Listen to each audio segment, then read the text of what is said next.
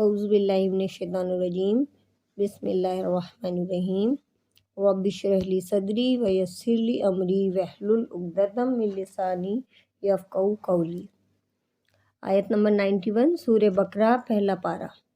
ترجمہ: وَإِذَا قِيلَ اور جب کہا جاتا ہے لَهُمْ انہیں آمنوا ایمان لاؤ بما اس پر جو انزل نازل کیا اللہ تعالیٰ نے، قالوا وہ کہتے ہیں نؤمن ہم ایمان لائیں گے بما اس پر جو انزلہ نازل کیا گیا علینا ہم پر، ویکفرون اور وہ کفر کرتے ہیں بما ساتھ اس کے جو وراءہ علاوہ ہے اس کے، وہوا حالانکہ وہی الحق حق ہے، مصدقاً تصدیق کرنے والا ہے، لما اس کی جو معہم پاس ہے ان کے، قل کہہ دیجئے فلما تو کیوں تقتلون تم قتل کرتے رہے انبیاء نبیوں کو، اللہ تعالیٰ کے،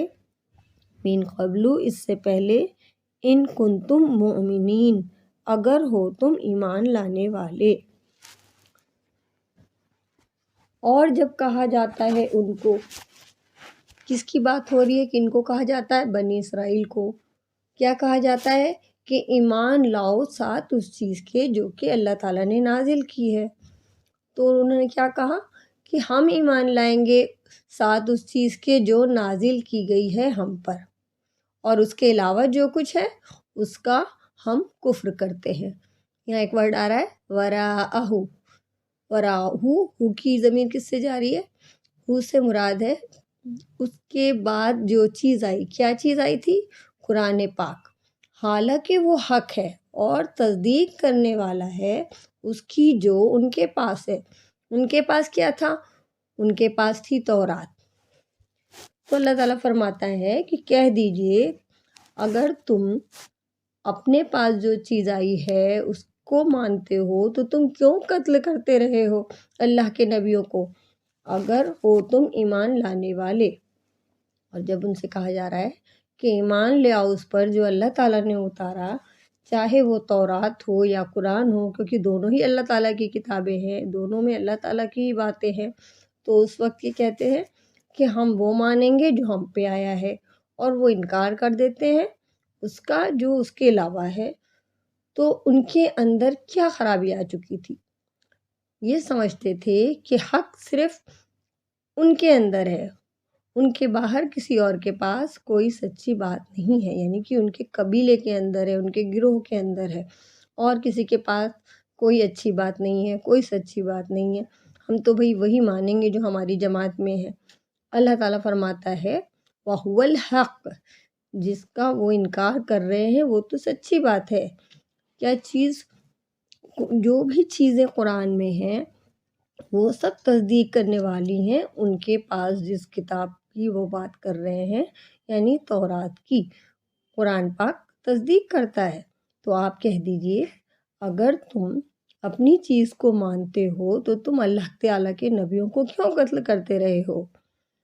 دیکھیے اس دور کے یہود نے تو قتل نہیں کیا تھا، پیارے نبی صلی اللہ علیہ وسلم کے وقت میں جو یہود تھے انہوں نے قتل نہیں کیا تھا، لیکن ان کے جو آبا اجداد تھے انہوں نے کیا تھا قتل۔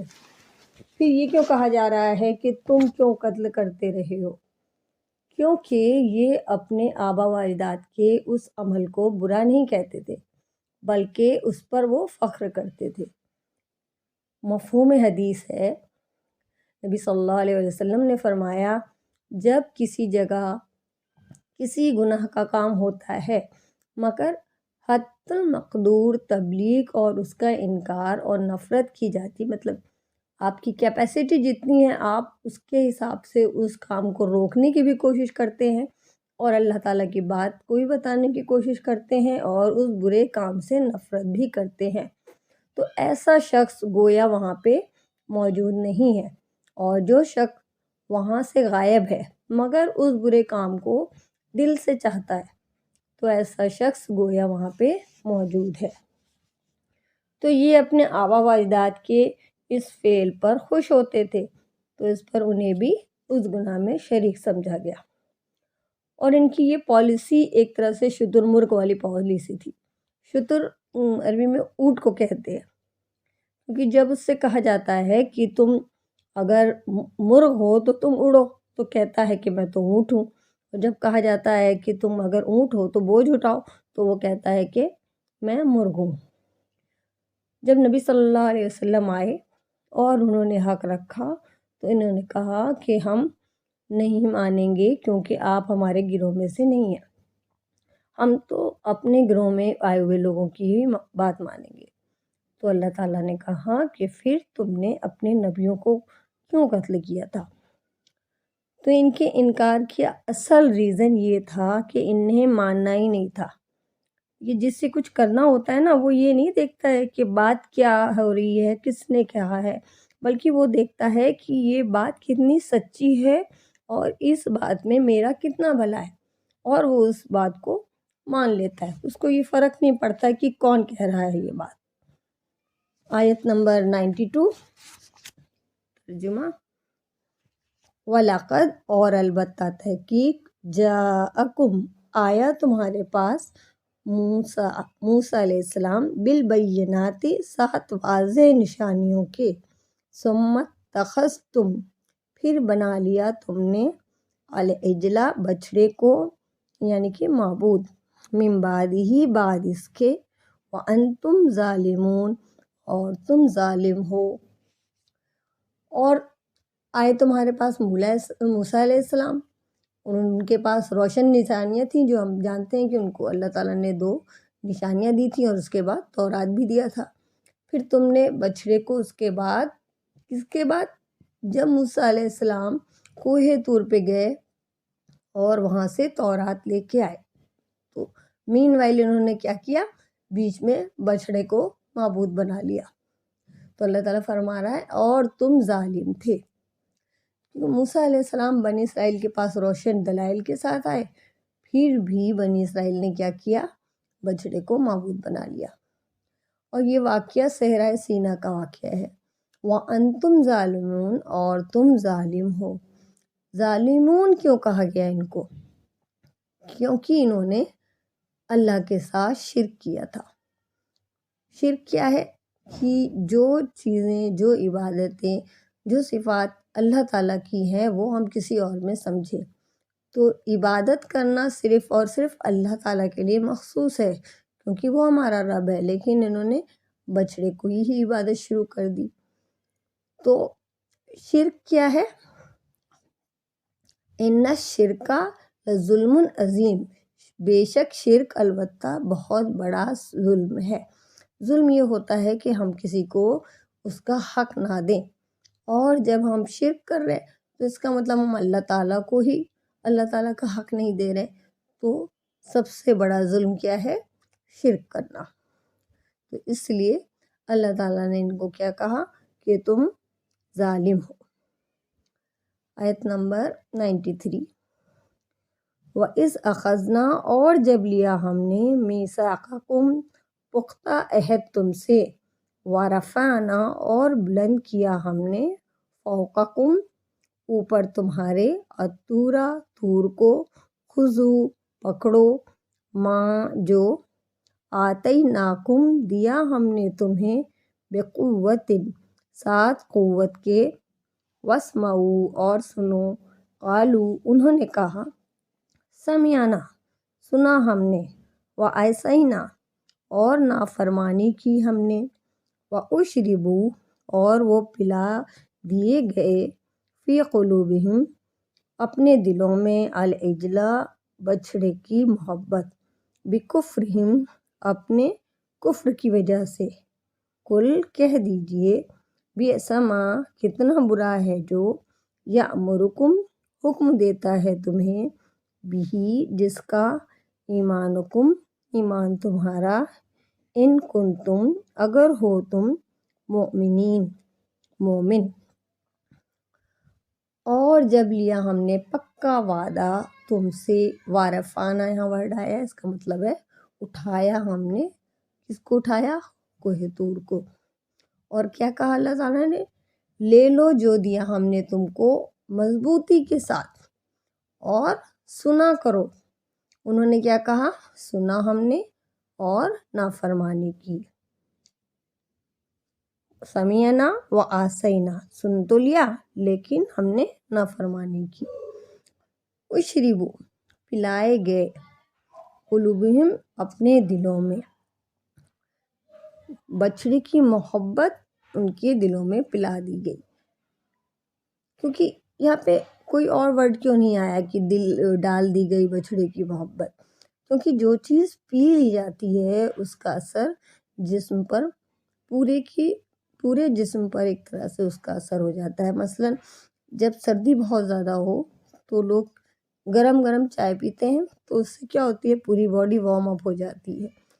تو بچڑے کی محبت یہ پلائے گئے تھے، کس وجہ سے؟ بی کفرہم، ان کے انکار کی وجہ سے، انہوں نے جو منع کیا اللہ کے حکم کو ماننے کے لیے، اس کی وجہ سے ان کے اندر بچڑے کی محبت کیوں آئی؟ ان کے انکار کی وجہ سے۔ کہہ دیجئے کتنا برا حکم دیتا ہے تم کو اس کا، کس چیز کا؟ تمہارے ایمان۔ مطلب تم کہہ رہے ہو کہ تم مسلمان ہو، مومن ہو، ایمان والے ہو۔ اگر تم مومن ہو اور جب ہم نے تم سے پکا وعدہ لیا تھا، اس وعدے کا ذکر پیچھے بھی آ چکا ہے نا، کیا وعدہ تھا؟ کہ تم اللہ تعالیٰ کے احکامات کی پابندی کرنا۔ اور یہ وعدہ کیسے لیا گیا تھا؟ ہم نے تمہارے اوپر کوہ طور کو بلند کیا تھا۔ اس وقت اللہ تعالیٰ نے کہا تھا کہ جو ہم تمہیں دے رہے ہیں، یعنی کہ جو احکامات دے رہے ہیں، تم ان کو مضبوطی کے ساتھ پکڑو اور سنو، کہ سننا جو ہے پہلا اسٹیپ ہے کسی حکم کو ماننے کا۔ جس کا سنتے وقت میں خیال نہیں ہے، پورا کنسنٹریشن نہیں ہو، تو وہ عمل نہیں کر سکتا۔ اس لیے اللہ تعالیٰ نے صرف یہ نہیں کہا کہ اسے لے لو یا اسے پکڑ لو، بلکہ کہا کہ سنو۔ اس سے پتہ چلتا ہے کہ قرآن کا سننا بھی ضروری ہے۔ کیونکہ بعض لوگوں کو جب کہا جاتا ہے کہ آؤ قرآن سنیں تو وہ کہتے ہیں کہ ہم پڑھ لیں گے۔ تو صرف پڑھنے سے بات نہیں بنتی جب تک کہ اسے سنا نہ جائے۔ تو انہوں نے کہا سمعنا و عصینا، ہم نے سن لیا اور ہم مانیں گے نہیں۔ کچھ لوگ کہتے ہیں نا کہ ہاں ہم نے سن لیا، اپیرنٹلی ایسا شو کرتے ہیں وہ جیسے کہ وہ سن رہے ہوں، پر ان کے عمل بالکل بھی چینج نہیں ہوتے، جیسے پہلے رہتے ویسے ہی بعد میں رہتے۔ واشربو، ان کے دل پلائے گئے تھے بچڑے کی محبت میں۔ یہ کس وجہ سے تھا کہ وہ لوگ سن رہے تھے لیکن مان نہیں رہے تھے؟ ان کے کفر کی وجہ سے، ان کی انکار کی وجہ سے۔ سب جانتے بوجھتے بھی وہ انکار کر رہے تھے اس وجہ سے۔ دیکھیے جب تک انسان کسی بات کو دل سے تسلیم نہ کرے تو محض زبان سے کسی بات کا اقرار کر لینا اسے فائدہ نہیں دیتا۔ شعر بھی ہے نا، زبان سے کہہ بھی دیا لا الہ الا، لا الہ تو کیا حاصل، دل و نگاہ مسلمان نہیں تو کچھ بھی نہیں۔ اگر کسی شخص کا دل نہیں بدلا اور اس کی نگاہیں نہیں بدلی، اس کے سوچنے کا جو طریقہ ہے، انداز ہے، وہ نہیں بدلا، تو گویا اس نے کچھ بھی نہیں سنا۔ پھر سزا کے طور پہ کیا ہوتا ہے؟ یعنی جب اللہ تعالیٰ کی بات دلوں پہ اثر نہ کرے تو سزا کیسے ملتی ہے؟ کہ اس غفلت کی وجہ سے انسان کے دل اور چیزوں میں منہمک ہو جاتے، وہ اور چیزوں میں گم رہتا ہے۔ پھر دوسری چیزوں کی محبت دل میں ایسی چھا جاتی ہے کہ اللہ تعالیٰ کی اطاعت کرنا مشکل ہو جاتا ہے۔ ان کے ساتھ بھی کچھ ایسا ہی ہوا تھا۔ کہہ دیجئے کہ تمہارے ایمان تمہیں کتنی بری چیز کی دعوت دیتا ہے۔ یہ اپنے ایمان کا بہت دعویٰ کرتے تھے، اپنے آپ کو بہت اچھا پکا مومن سمجھتے تھے، تو کہہ دیجئے کہ تمہارا ایمان کیسا ایمان ہے جو تمہیں اللہ تعالیٰ کی اطاعت کے بجائے اس کی نافرمانی سکھا رہا ہے۔ زبان سے تو تم کہہ رہے ہو کہ تم مومن ہو، لیکن دل تمہارا بچڑے کی محبت میں مبتلا ہے، اور اللہ تعالیٰ کی اطاعت تو تم صرف زبانی کہہ رہے ہو، دل میں تمہارے کیا ہے؟ اللہ تعالیٰ کی نافرمانی ہے۔ تو یہ کس طرح کا ایمان ہے؟ تو انسان کا ایمان تب تک کامل نہیں ہو سکتا جب تک عمل اس کی تائید نہ کرے، یعنی ہمارے اعمال دیکھ کر کوئی یہ نہ کہے کہ یہ مسلمان ہے تو ہم نہیں ہو سکتے دل میں کہ ہم کہہ دیں کہ ہاں دل میں تو ہمارے ایمان ہے، اگر ہمارے اعمال بھی اسی کے اکارڈنگ چینج نہیں ہوتے۔ تو جب تک عمل ان کے مطابق نہ ہو جائے تب تک ایمان کامل نہیں ہو سکتا، کیونکہ اگر ان کے دلوں میں اللہ تعالیٰ کی محبت ہوتی تو ان کا یہ طرز عمل نہ ہوتا جو کہ تھا اس وقت۔ سبحانک اللہم و بحمدک نشہد ان لا الہ الا انت استغفرک و اتوب الیک۔